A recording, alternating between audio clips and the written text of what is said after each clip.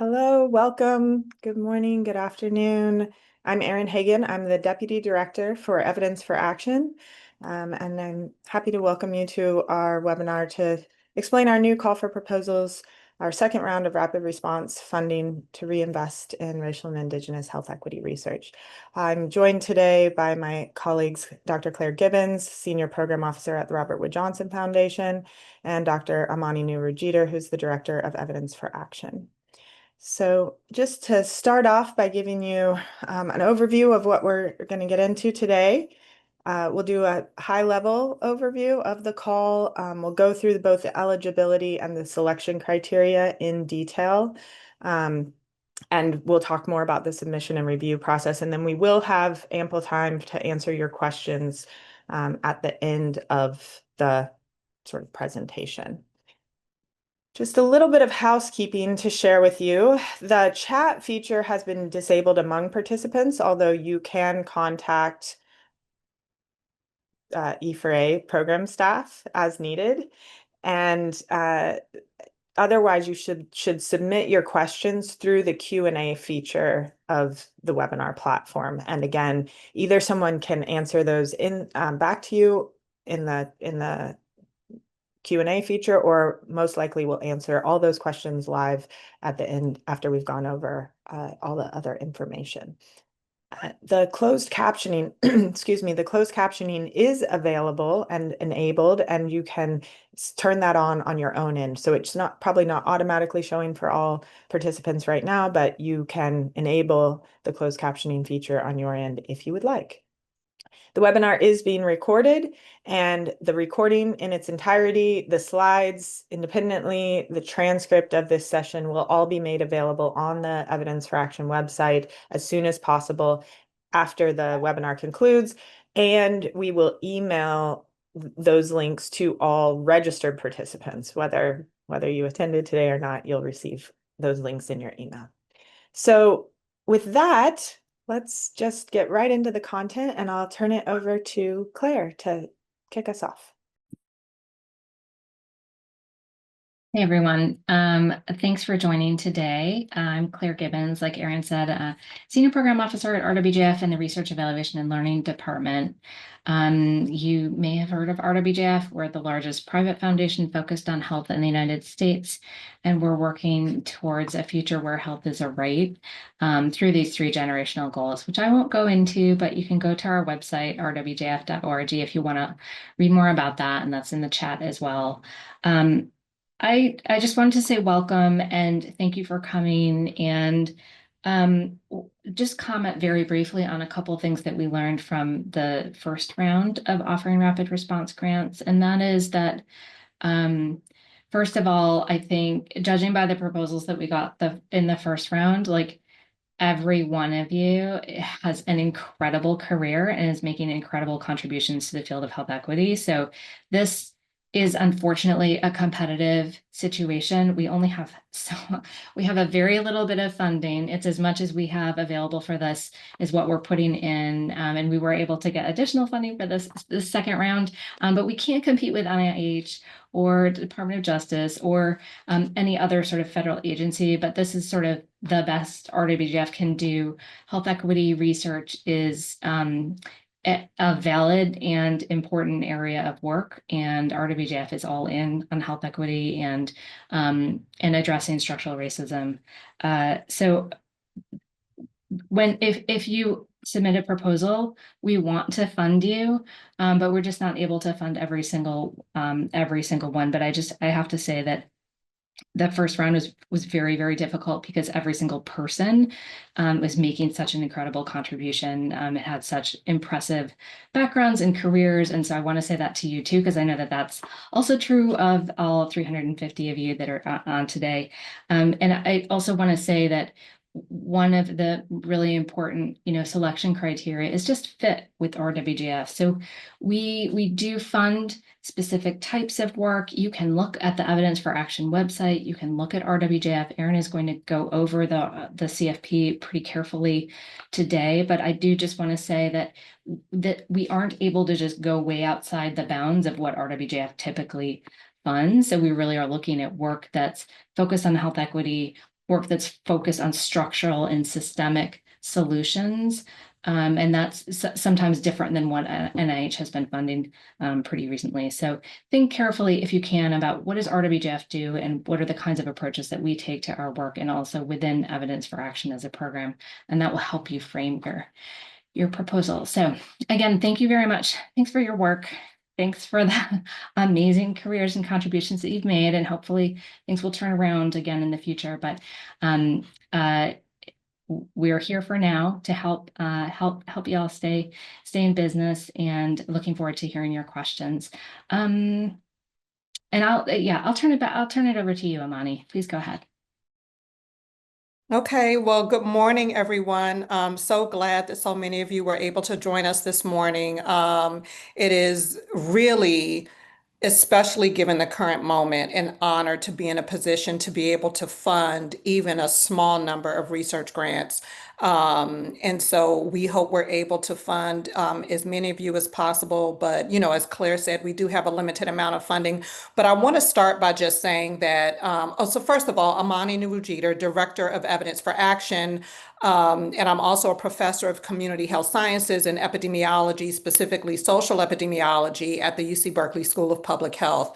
And I just want to start by reaffirming what Claire said around the validity and importance of health equity research and of all of the work that you all are doing, despite what your termination letters or stop work orders may have said, despite what my termination letter said.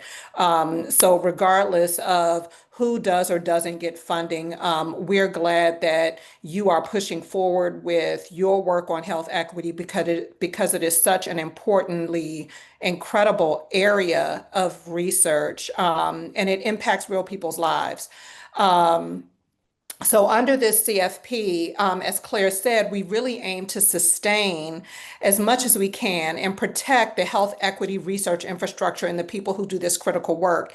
And we know that the research itself is one part of that, but you all are the other part of that, your careers, and making sure that the people who are doing this work are able to at least get some bridge to protect you while you are trying to find that next opportunity or whatever it might be, to try to enable you to do, even if it's a small part of what you were originally funded to do, through whatever agency was funding you.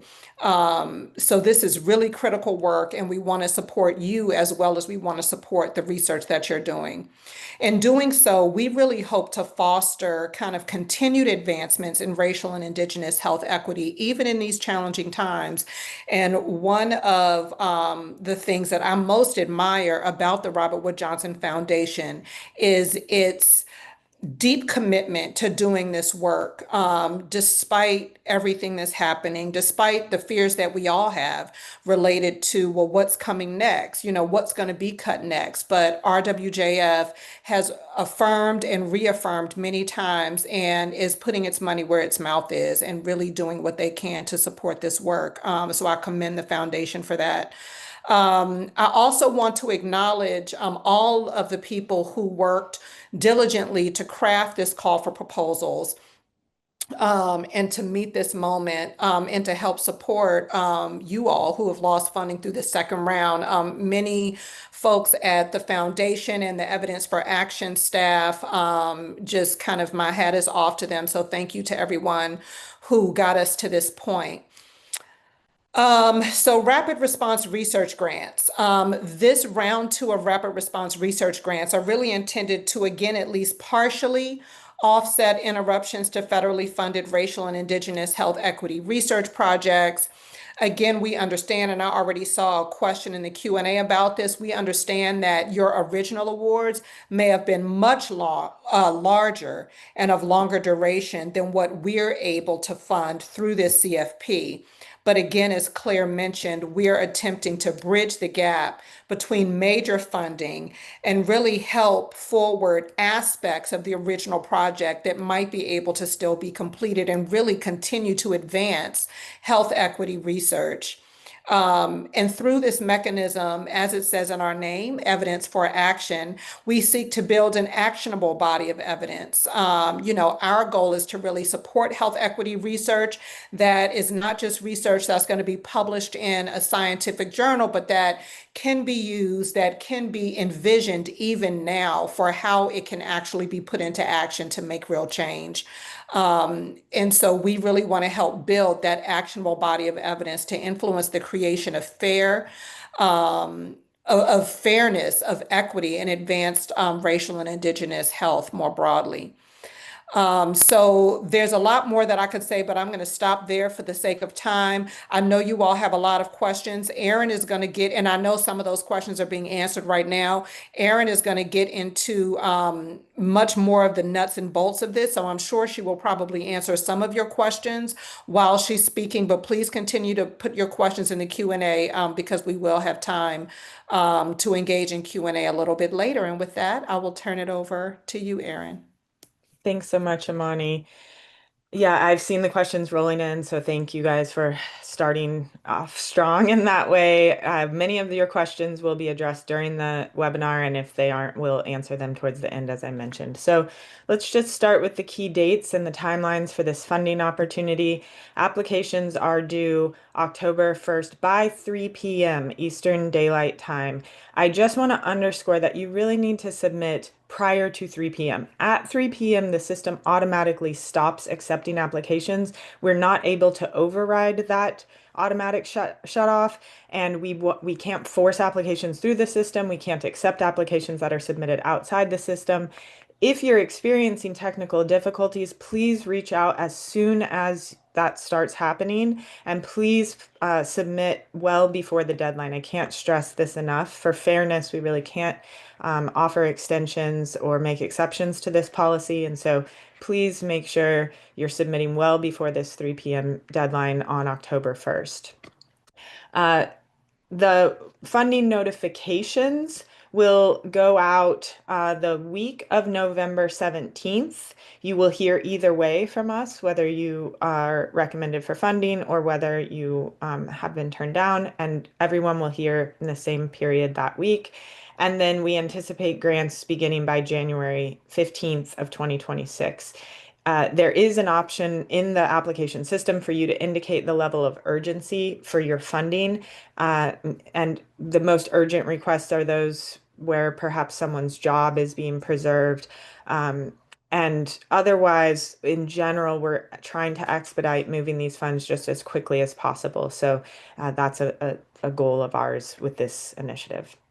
So moving on, we have a total of $5 million to award through this call for proposals. I know some of your original grants exceeded that $5 million mark. So as we've mentioned, these are sort of very small infusions of maybe life support that you might think about.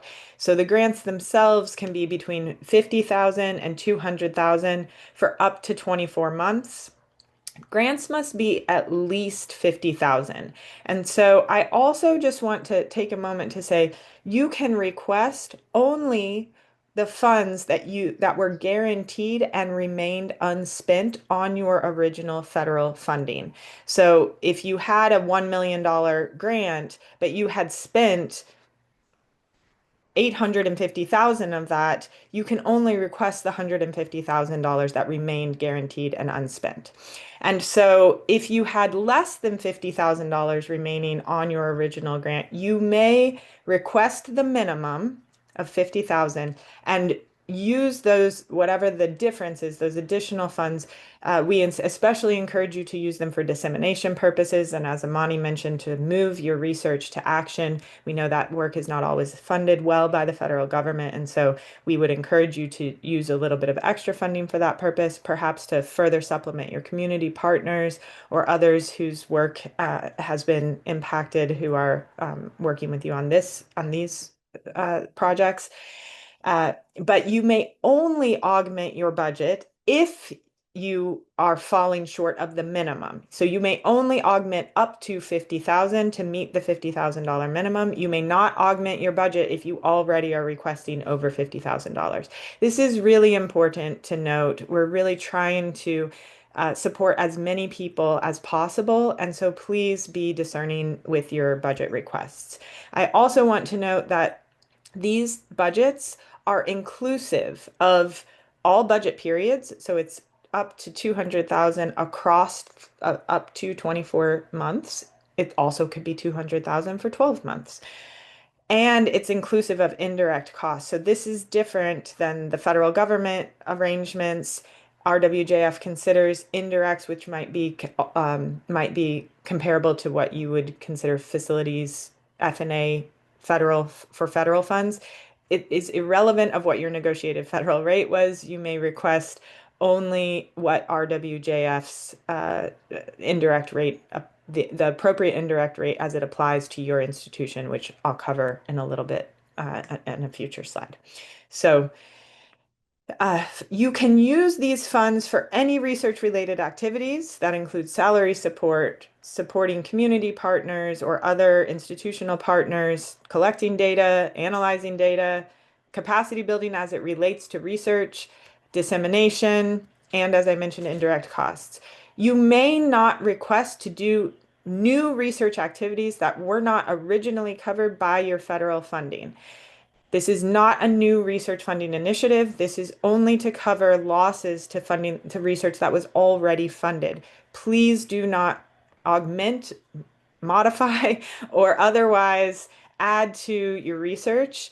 If it appears that that has happened, your project will be turned down. It's really important to note that we're not re-scrutinizing your research because it has already been reviewed and approved by some other rigorous review process. And so we're relying on that process in our own decision making. And so we cannot accept new research proposals.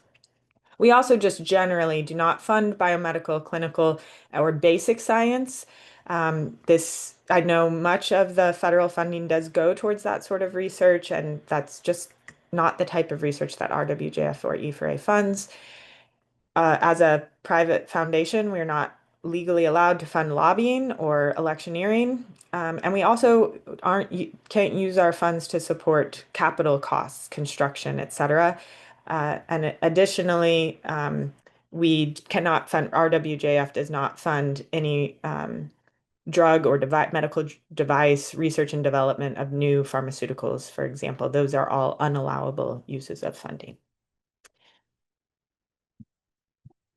So let's talk more about the eligibility criteria. And I know some of these were already mentioned. So there were some questions about some of these already. So these are really the most important things to note about whether you're able to submit an application. So first of all, you must have been awarded a federal research grant for which your funds are no longer available. I'll talk more about what it means to not be available. But I think it's really important to note that it must have been federal funding. Now, it could be that your grant or your funding was passed through a state agency or other institution. If the funds originated from the federal government, you are eligible to apply. If you have questions about whether your funding is eligible, you can email the program office with more information about your funding source, and we can give you guidance on that. But the funds must have originated with the federal government. You also have to have received a notice of award. So if you submitted an application and then your application was no longer reviewed by a study committee, or it was scored highly, but the funds never arrived, or you never received a notice of award, you are not eligible to submit. You have to have received a notice of award. I am aware that some people received a notice of award and never actually got access to their funds. They got the letter of award, and then the very next week their grant was canceled. So we would have to sort of revisit those situations, but currently I would say those applicants are eligible. But perhaps our priority would be with folks who their projects were already underway. The lead applicant organization, as with all RWJF funding, must be based in the US or the territories. And the research itself must apply to U.S. populations, people living in the United States, or what is considered the United States. It could cross the boundaries of nations, but we would want projects that are ultimately where the findings would accrue towards U.S. populations. Also, a small note that if you are a current RWJF grantee receiving more than 50% of your salary from an active RWJF grant, you are not eligible. We're trying to prioritize folks who are in more precarious situations. So you could be a current RWJF grantee, but just receiving a smaller portion of your salary from that grant, and that would be permissible. Just a couple other notes on this. Again, I mentioned that you have to have received your notice of award, and you have to have some sort of documentation of a notice of termination or a termination of the award, or the effective ending of your access to your federal funds. So that would include a termination letter, a formal letter or email from the federal government terminating your award. It could also include just lack of responsiveness from your program officer. So if you've been unable to contact your federal program officer, and therefore you're unable to access funds that you should have been guaranteed, you would be eligible. You'll just need to submit a log demonstrating multiple attempted communications with that program officer and the non-responsiveness on their end. And just to note that there's a wide range of projects that could be eligible. We are completely agnostic on your original federal funding source. In fact, through the first round of rapid response, we funded applications from a variety of federal agencies that include, just for example, Department of Justice, Environmental Protection Agency, the Social Security Administration, the National Institutes of Health, et cetera. So again, there's no requirement around the source of the federal funds as long as they came from the federal government. And then I want to talk a little bit more about the project directors themselves. And so project directors from any professional background also are welcome. You need not be in the health sciences field per se. We are prioritizing, though, early to mid-career project directors. So these are people who have received their most recent degree within the last 15 years. So during or after 2010. We just believe that these applicants are in, again, perhaps a more precarious position in their career trajectories, and we're trying to support them. This is not, unlike the first round of rapid response, this is no longer an eligibility criteria, meaning we won't screen out on this criteria, but we are prioritizing these project directors. And if you are not within the 15 years of your most terminal degree, we do ask that you explain why you are the director instead of someone who is in that time frame. We learned during our last round that there are sometimes institutional barriers preventing more junior researchers from serving in project director roles, especially postdocs, fellows, et cetera. And so that might be a strong defense of a project director who is in a more senior position. But again, we really do have a preference for early to mid-career project directors. We encourage applicants from all backgrounds and life experiences, and including Indigenous, Black, Latine, other people of color who are researchers to apply.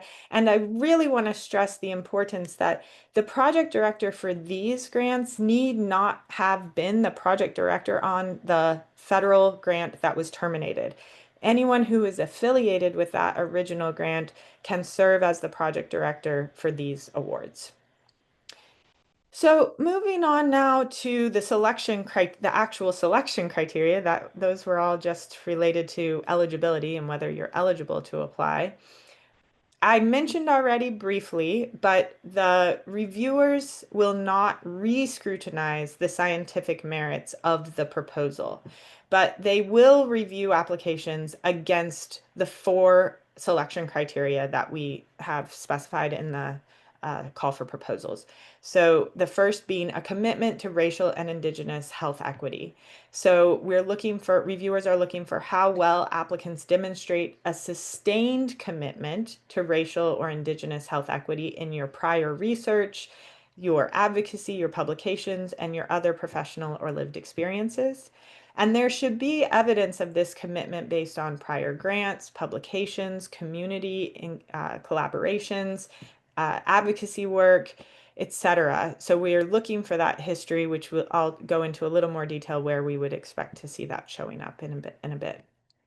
We're also looking for alignment with our core program values. Claire mentioned earlier that all of the applications we received before were exceptional and represented important work that was happening in the field.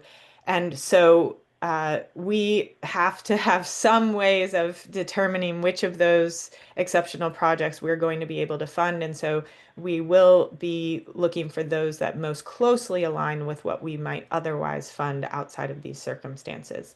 And so those values include a commitment to community-centered research that is action-oriented and advances solutions to institutional racism and solutions to Indigenous health equity. We're also looking for a track record of equitable partnerships with Indigenous peoples and/or communities of color, whether your work reflects shared leadership throughout the research process, and whether your approaches target root causes of structural racism or settler colonialism through systems level change and actionable or outcomes. So these are really the values of evidence for action that we'll be applying when reviewing your applications.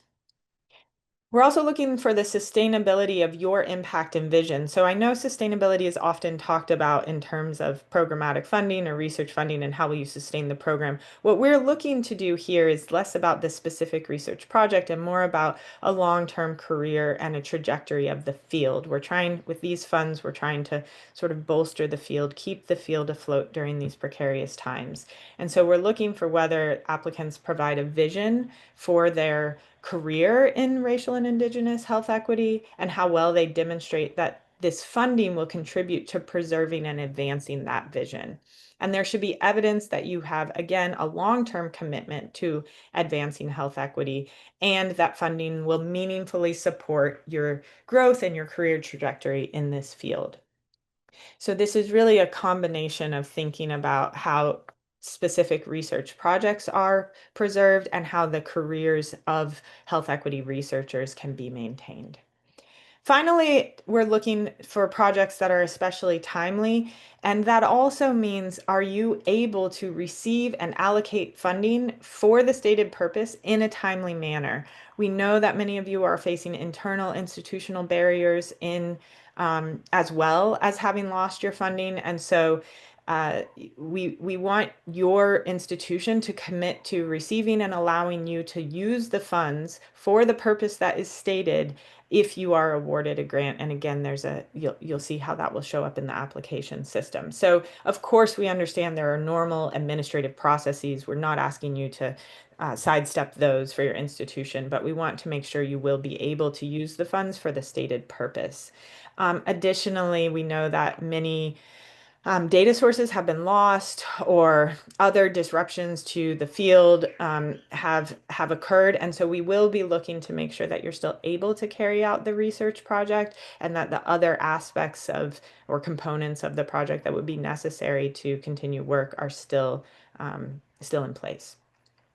And so reviewers will apply these criteria, the criteria that were just on the previous slide, but when reviewing the original aims page of your federally funded research. And there are applicant information questions, which we'll get to in just a second. But again, I just want to take a moment to stress the importance of submitting your original aims page. Please do not modify that original aims page. Whatever it was that you submitted to the federal government for original funding, whether it was a aims page or a summary or a synopsis or sort of the overview of your research. We learned in the last round a lot about federal funding agencies and the differences among them that we didn't previously know.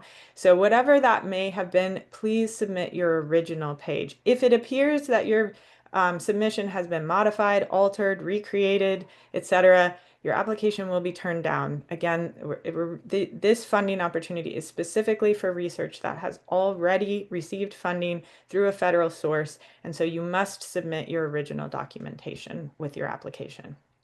Okay, we can move on now to the project information questions. So there's 5 open-ended project information questions in the application. I really encourage you, even if you're not ready to submit your application, start one in the application and review system at my.rwjf.org so that you can get a feel for what information is going to be required of you, how to submit it into the application system, and so that you can familiarize yourself with all of this information in the system itself where you'll be submitting. So the first question is about career stage. It's very straightforward. It's just going to ask you when you received your last degree. And if you are not within that 15-year window that I mentioned, why you are serving as the project director instead of someone who is earlier in their career. So this is a very brief, straightforward question. We then will ask about your background and experience, and we want you here to describe the project director's background and life experiences and why they are qualified to lead the research project. This is actually a pretty brief question, and we are going to augment what you include here with your resume or CV or whatever other form of biosketch you might be attaching to the application system. And so I encourage you not to summarize your CV in this section, but to augment with information that might not otherwise be captured in a more professional document. We especially encourage information about your lived experience that might be relevant to your leadership in this research capacity beyond what we might see in your CV or resume. I already talked briefly about the importance of the sustainability and impact of your vision. So this is where we'd like you to describe the project director's career path and body of work in advancing racial or Indigenous health equity. The purpose of this question is to understand your commitment to racial and Indigenous health equity and your alignment with our program values. You should detail any past achievements, ongoing efforts, future vision, and career goals in this area. And again, this should be complementing your CV without duplicating it. And I just want to note that the sustainability and your impact of vision should sort of merge this project specifically that you're applying for with a longer term career goal. So how does this research, how might this funding be able to sustain your current project, and how will that project really feed into your longer term career goals?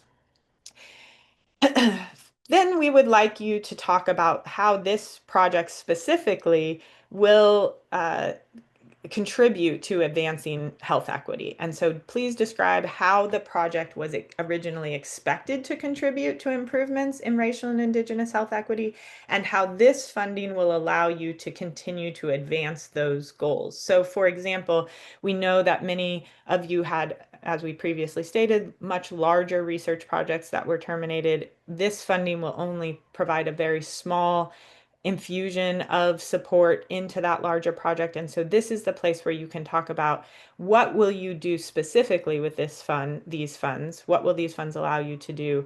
What component of your prior project will you be able to carry forward with this funding? And this is especially important because we know that previously many large research projects had a specific component that was related to racial and Indigenous equity and other components that were broader. And so this might be a place where you can be clear that this funding will go to support that specific racial and Indigenous equity component compared to other aspects of the project, again, for example.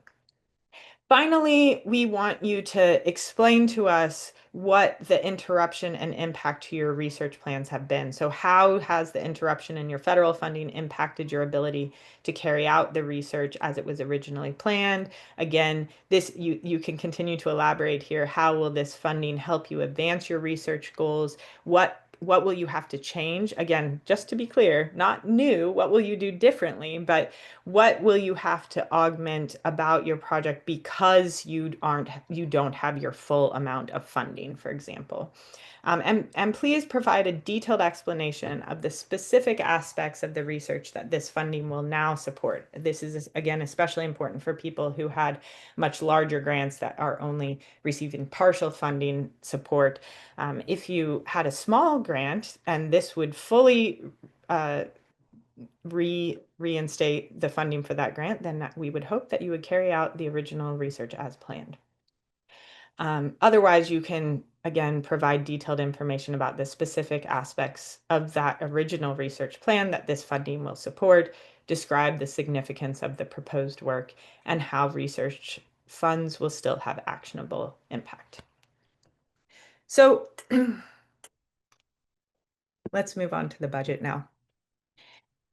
So there is a budget worksheet and followed by budget questions in this application system. So 2 budget sections, the worksheet and the question.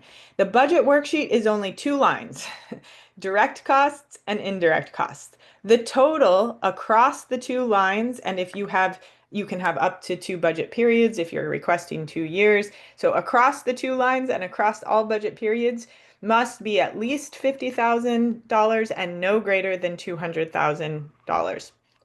The application and review system will not enforce those parameters in the budget worksheet, but we will not award grants outside of these ranges. So if you request over 200,000, we would only award a grant of up to 200,000. And again, I just cannot stress enough, you may only request the amount of funding that remains guaranteed and unspent on your federally awarded grant. Guaranteed means if you had future subsequent years of funding or subsequent periods of funding, and you only had to meet certain criteria to receive those funds, but it was not a competitive process, and you can demonstrate that you have met those criteria, we would consider that guaranteed funding. If you would have had to compete, even if you were, by virtue of having received an initial award, you were slated into a pool of people who were able to compete for subsequent funding, that those subsequent funds, unless they have already been awarded, are not eligible to be requested in this funding opportunity. So again, you may only request up to the amount of funds that you had guaranteed and unspent on your original federal grant. The indirect costs may be up to 30% for nonprofits and up to 15% for colleges, universities, and healthcare systems. For-profit organizations and government entities are not entitled to indirect costs, but you may contact us if that presents a hardship for you as a for-profit or as a government entity, and we can review those decisions. You may also choose to waive your indirect costs, or you may choose to request less than the cap. These are caps on the indirect cost percentages.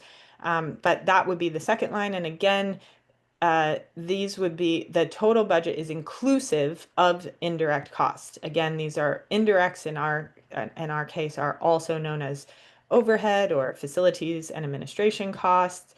They're non-negotiable, and it's irrespective of whatever that rate might have been for your original grant.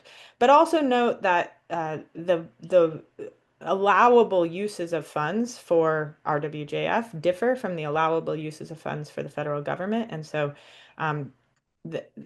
we indicated earlier the variety of different types of uses for those funds, including research support staff, which are often not covered in federal grants under the typical direct budget items. And so just a couple of notes about those decisions. And if you need to have further guidance or further discussion, you can contact the program office.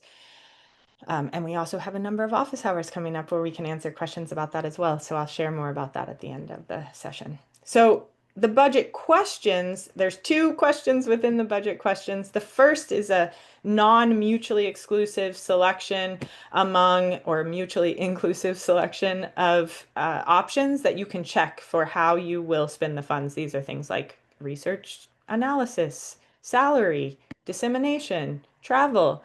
We really are preferencing travel for research purposes, and so please be discerning with travel uses of your funds. Then in the second open-ended box under that mutually inclusive question is an open-ended box for justification and elaboration on how the funds will be spent for each category that you've selected. So in this box, we're interested in a narrative description, not a financial breakdown of your costs, but a narrative explanation, brief narrative explanation of how funds in each category will be spent. So another important section of the application is the required supporting documents. So you must upload a notice of your original notice of federal funding. You must upload verification of federal funding loss. So this could be a termination letter, it could be an email, it could be a transcript of a phone conversation, it could be as I mentioned, a log of attempted contacts with your program officer, attempted unsuccessful contacts with your program officer. And then your original research aims and your original budget narrative / justification, not the financial breakdown of your budget, but the narrative or justification for your budget. These are separate sections in the supporting document section, and these must be original documents. For the 18th time, you must submit original documents here. Then you can also upload CVs, biosketches, resumes for the PD, for the project director, and any co-project directors. We are agnostic about the format, so submit whatever you have and is the easiest for you to upload. And then again, just to note about the budget narrative, in this case, we're also more interested in that narrative description of how your funds were to be spent more than the dollars themselves, although we are interested in the total award amount. We expect that would have been included in your notice of award. So I'm going to try to keep moving pretty quickly so that we have more time for questions and so I'm going to move on to the submission process itself. This is a one-step submission stage. So you'll just submit this brief proposal. Everything you're submitting here at this stage should be what we would need for the to award a grant. And so this is all the information we're hoping to request from you. Again, applications are due October 1st by 3 p.m. Eastern Daylight Time. And late submissions cannot be accepted. We cannot accept submissions via email. We cannot review applications in advance via email.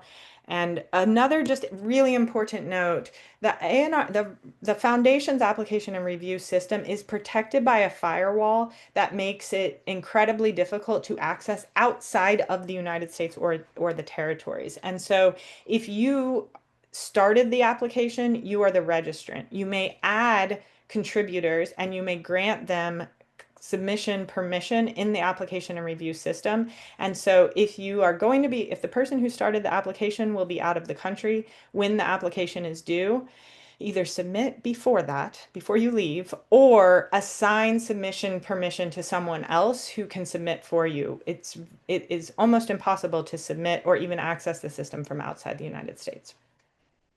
So moving on to the application itself, here is again a list of all of the sections of the application. Each section has its own screen in the application and review system.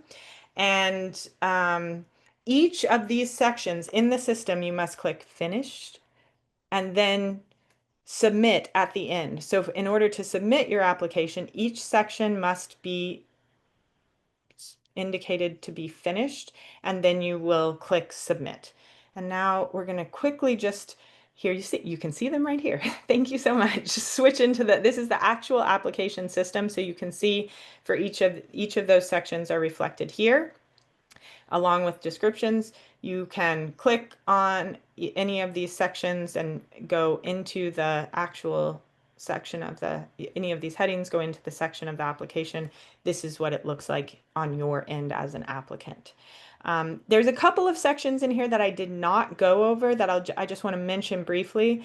There's a demographics section. This is for RWJF's tracking purposes. These questions are not used during the review and award process. In fact, reviewers don't even have access to these questions. So I just want to reassure you that do the best that you can with the demographics questions. You must answer them. You can't submit without answering them, but these are not these won't weigh into our decision making at all. These are only for tracking purposes.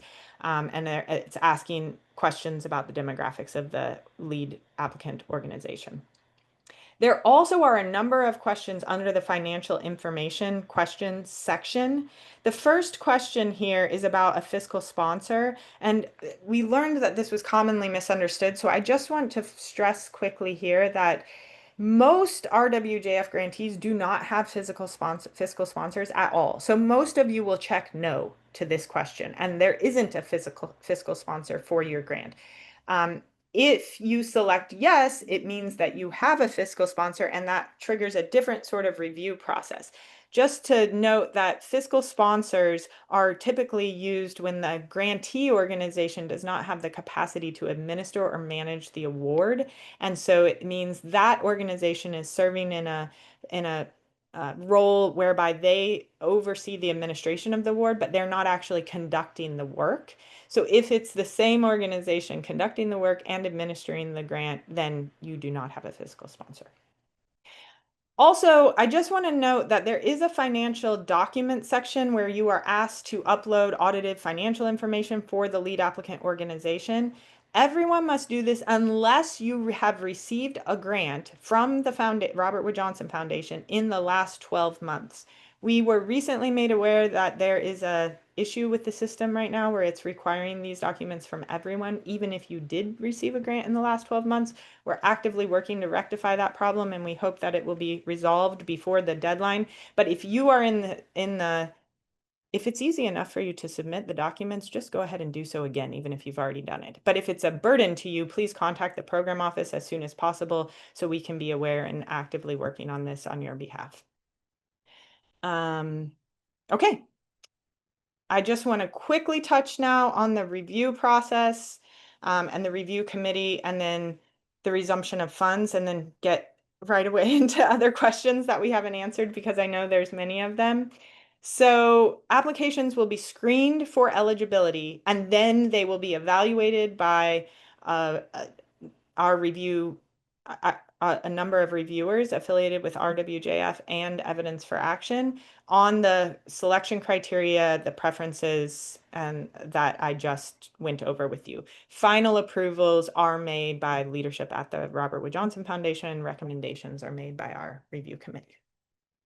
And then finally, and the reviewers themselves, I should just mention, are all health equity researchers, scholars, advocates, community members who will be looking at your applications and making those funding recommendations.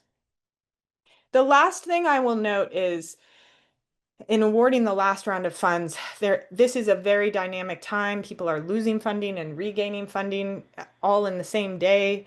It's sometimes partially reinstated, it's sometimes fully reinstated, it's sometimes contingently reinstated.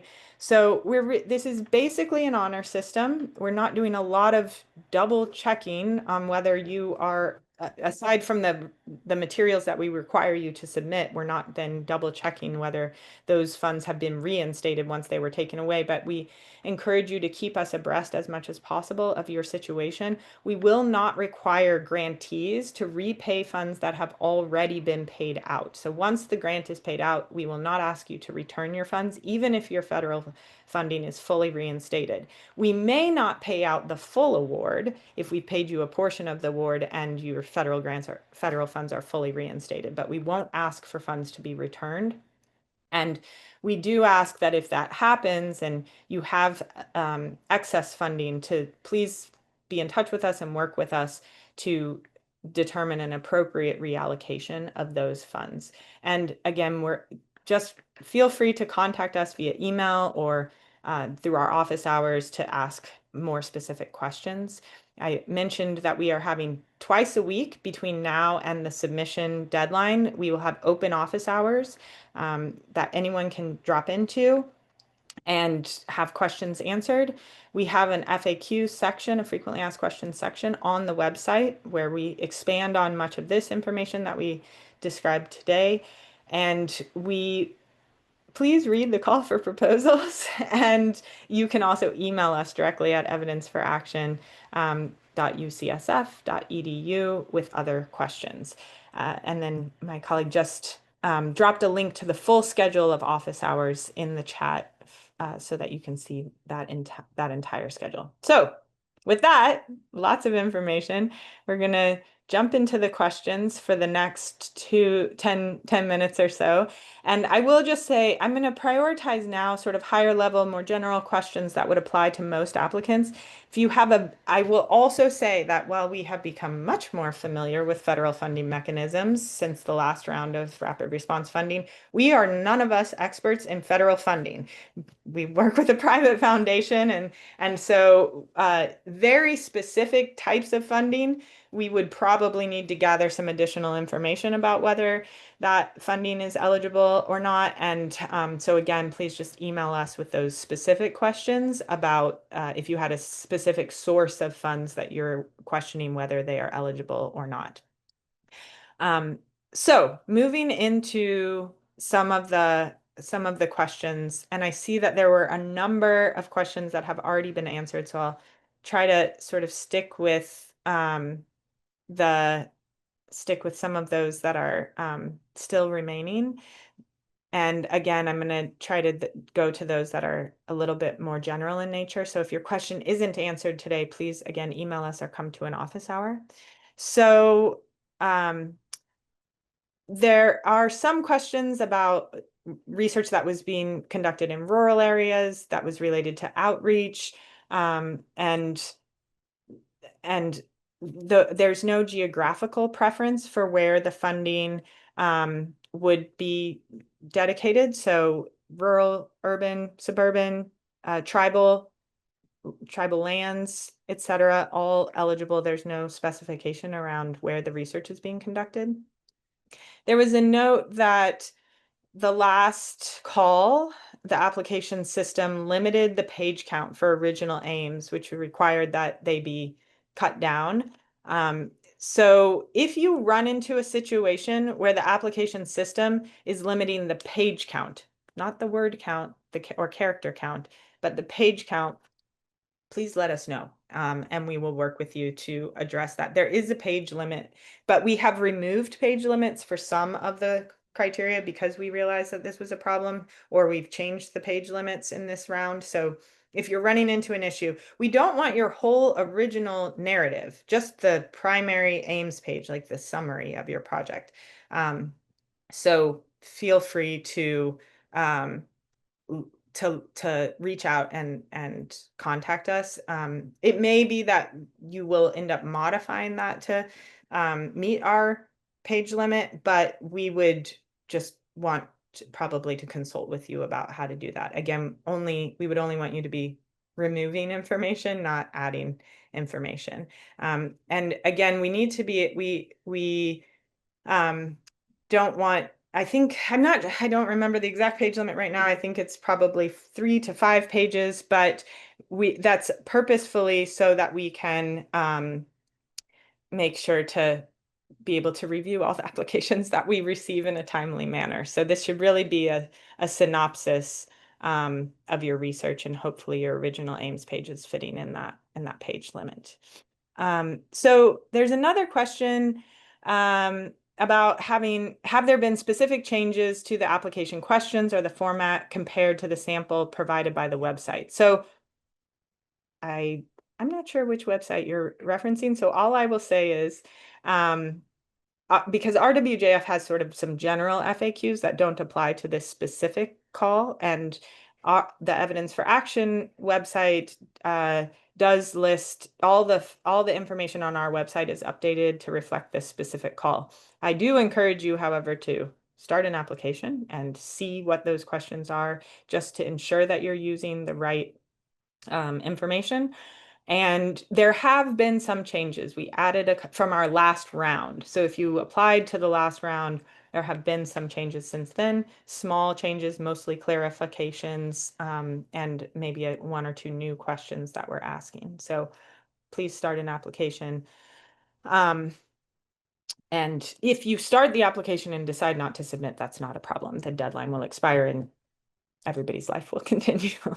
So another question says, we lost a large center that had an overarching set of specific aims, and we would like to request continuation for a subset of the project that has its own set of aims. Should we submit the aims for the overall effort that was canceled or for the specific sub-project that we would like to continue?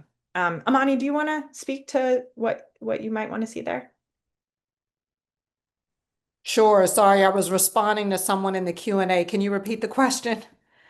Absolutely. Sorry about that. So there was a large center with an overarching set of aims, and that entire funding was lost, but there was a subset of aims for a specific project, and that's what these folks are wanting to apply for that subset. So do we want to see the aims for the overall effort that was canceled, or would we want to see the specific sub-project that this funding would apply to? I think in this case, we would want to see the aims for the specific sub-project because that's actually what we would be funding. And seeing the aims of the larger project may actually mask what you're proposing to do for the sub-project. So the sub-project aims would be most relevant.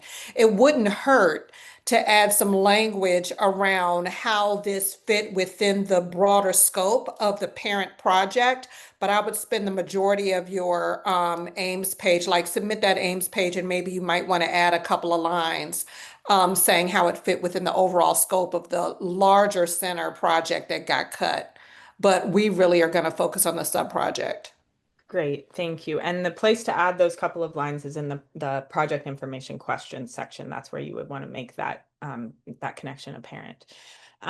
So there's another question about, will the funds also cover program costs? This is an implementation science research project. So it depends is sort of the question or sort of the best answer. But we want the funds to really be supporting research. We're very familiar with implementation science research, and so we recognize that some of those funds would inherently go towards implementation from your original project, especially if this is if this funding is only contributing towards a subcomponent of that original funding. We would expect that some of it is still going towards the research, but certainly could include the implementation components as well.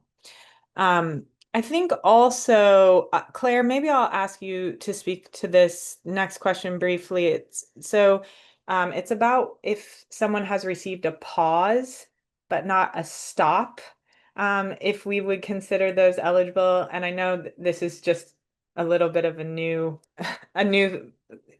circumstance, but if you want to share your initial thoughts, and Amani, if you want to contribute as well. I'm a little stumped by this, honestly, Erin, because I didn't realize that is that what's happening these days? I think we'd have to see the details of what the pause letter is and understand also the timing. I would say if there's a pause with undetermined timing, where who knows what's going to happen in the future, then I think yes, you would be eligible to apply. And again, just going back to what Erin said before about, this is a very fluid situation and we just want you to keep in touch with us. So if your funds were reinstated or the pause was super short for some reason, then, we don't want to spend funds on people who are actually kind of doing okay. We really want these funds to go to people whose funding has been terminated. So I think, it depends a little bit on the situation. I think the best thing to do would be to contact the program office or attend their office hours with that specific pause letter so that we could help make a determination. Amani, what do you say? I agree. I don't have anything more to add. I think that we would have to address this on a case-by-case basis because everyone's pause letters might be somewhat different. Thanks so much to both of you. I'm going to just take one more question. I know there's so many that we didn't get to today, so please, we'll update our FAQs as appropriate on the website, and also also we have the office hours, as I mentioned. So there's one question about, there was a question about terminated diversity supplements. Those absolutely are eligible to apply.